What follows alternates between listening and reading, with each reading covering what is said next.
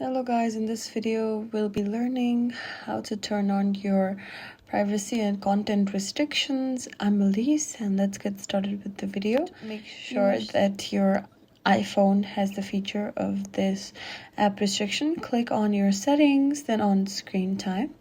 On screen time, go down and use a passcode to secure time settings. Click on the lock screen time settings. After this, you'll be asked a passcode and you can enter any passcode you like this.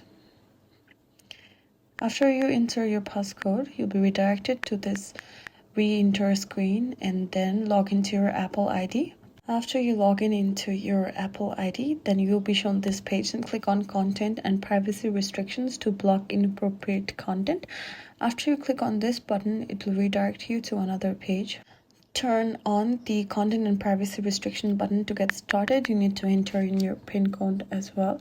After this, you can change your settings about content restrictions, privacy, and you can allow it or not allow it at all. Over here you can see allowed store content in content restrictions. You can turn it off however you like or set an age limit.